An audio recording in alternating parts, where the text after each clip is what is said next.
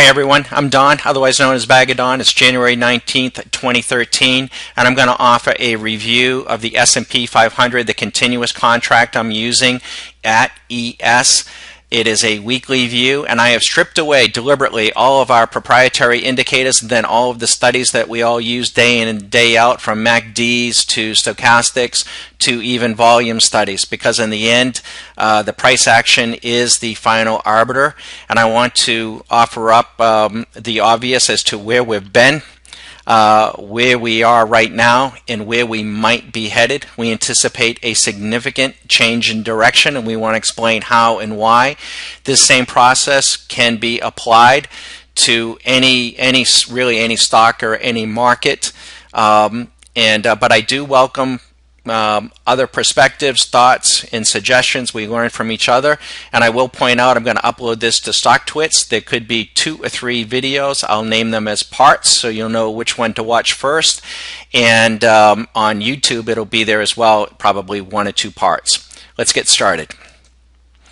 Okay, so this is the bottom of the S&P, what we now know to be the bottom back in March of 09. And this is where we are today, up at 1479. And I'll put in some vertical lines and some letters, and I'll explain in a moment what those are. But you have to ask yourself, what was it down here that made the stock market do what it did? Was it that all of the people who hold money just said, geez, 5 years from now we're going to have a growth rate of someplace under 2%, that we're going to have persistent high unemployment, and in the face of that, let's get all that money in the stock market? Or did the people who held the money here after this precipitous drop got a phone call from the Treasury and from Ben Bernanke saying, look, if we don't do something here, we're going to have millions of people running out and buying guns, and we could have chaos in the streets and the whole system could implode.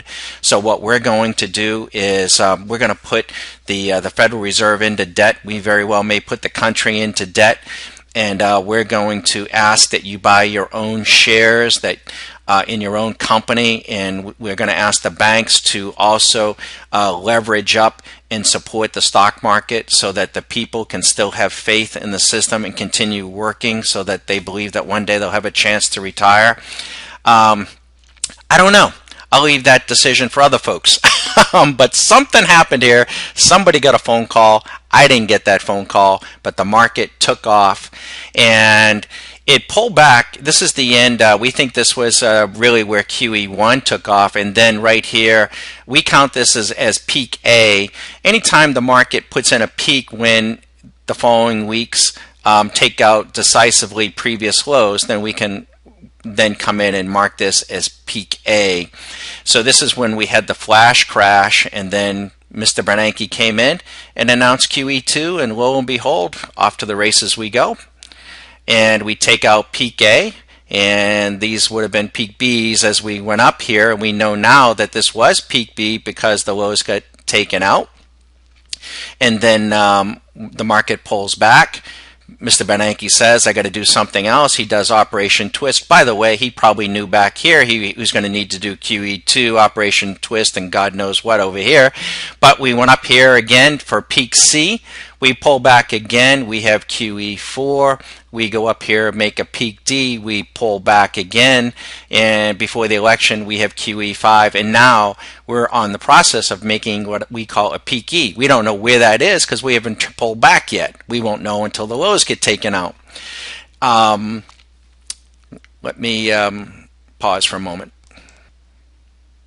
I just want to remind everyone, particularly those that are watching the video on StockTwits, it may come to an abrupt end at the 5-minute segment, and that'll start part 2, and I just don't know for sure just where that is. This hasn't been fully edited. But I'm somewhat amused with we're hearing this ad nauseum that stocks are going to continue to go higher based on the fact that all this money is going to come pouring out of bonds. I'm not sure why that is the case, because I'm going to insert the bond market over the same time frame, and let me show you something.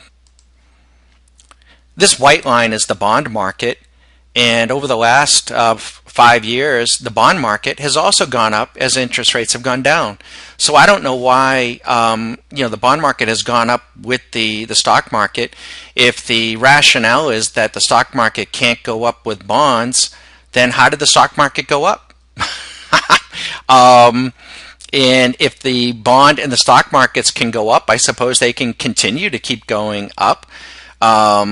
Through artificially, I think things on that level are so distorted. Maybe they can both come down at the same time too if there's a total loss of confidence. I'm not really sure. So I just look back and I just say, hey, the bond markets and the stock market went up. I think that's because of the distortions of the Federal Reserve.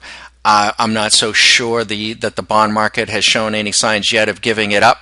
And but I don't think that rationale that money is going to necessarily come out of the bond market and push stocks up can be taken that seriously right now. Okay, I've added some lines and also some numbers, and I want to explain to you what we've done. This is what we call peak A, and how we arrive at the peak is simple.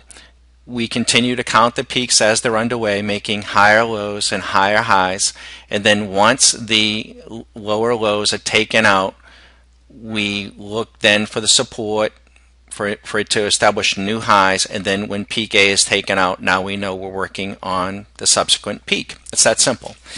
But when you look at what we measured from the trough here in 09 to peak A, the length of time was 59 weeks. The market went up straight for 59 weeks. For all those that say the market can't go straight up, it did. From this trough all the way up to peak B was 53 weeks. From this trough to peak C was 48 weeks. From this trough to peak D is 24 weeks. From this trough, with what is still underway, I'm not saying the market's peaked yet, the next peak will be peak E, but we're currently at 19 weeks and counting, and this is where we're trying to decide. Okay, now just working with the price action of the market, the percentage increase from the trough to peak A was 90%. Would have been great to have gotten that phone call. But if you were a technician, you would have got a good piece of it. From this trough, and you know this is a trough once she makes a higher low and takes out this little immediate short-term peak, but from this trough to this peak was 37.6%. This trough to peak C, 27.2%. This trough to this peak, 11.6%. And then this trough, this is now a trough because we made a new closing high on Friday. We're working on peak E. We're 19 weeks into it. I don't know for sure where it's going. I've got some thoughts there, but we're up 1.8% from the trough. I may have to break this up into two parts here, but I'm going to come back next and show you another measurement.